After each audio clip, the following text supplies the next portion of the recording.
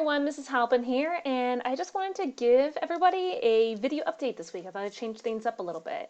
This week we are starting a unit that's going to be broken up.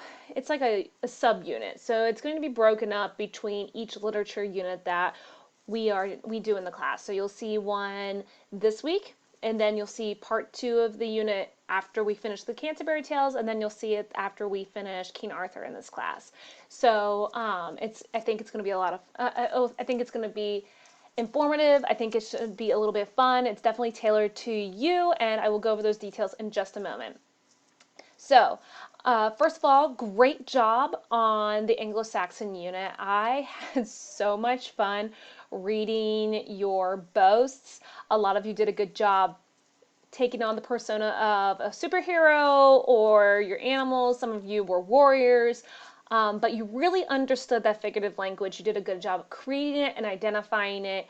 And I think you're definitely going to be ready for the Canterbury Tales unit when we move on to new ideas and keep on applying those old ideas. So awesome job.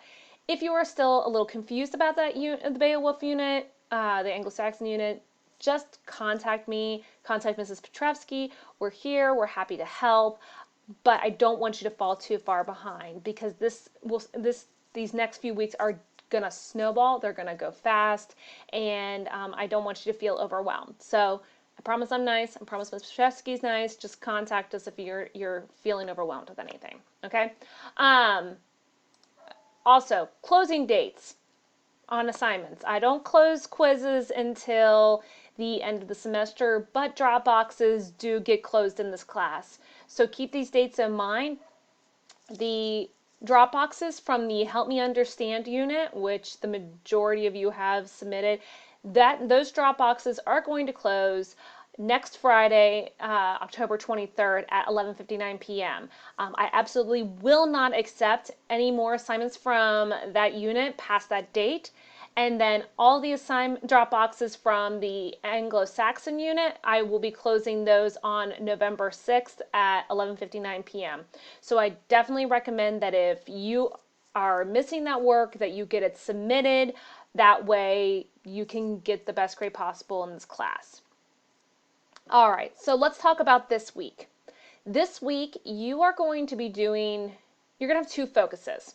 You're going to be doing our future planning assignment, which I'm calling Follow Your Path. And then secondly, you're going to be doing a grammar boot camp.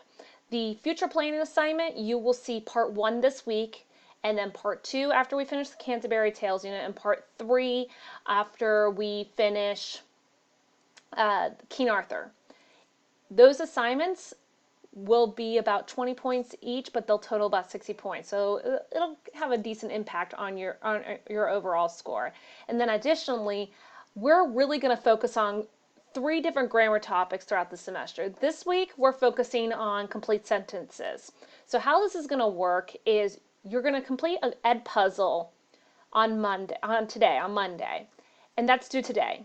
And then I want you to practice identifying the errors in complete sentences on Tuesday and Wednesday. Come to class, okay? We're going to be practicing this together and going over these rules and these skills. You will have a practice quiz due on Wednesday. You won't have access to this quiz until you can turn in your Edpuzzle assignment. Now here's the thing.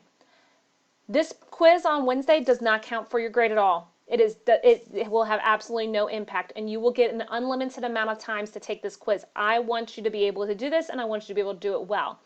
Once you practice that and get at least an 80% on the practice quiz, that will open up our actual quiz for the week on Friday, which is a 20-point quiz that goes over complete sentences. You'll get 2 tries on that final quiz for the week.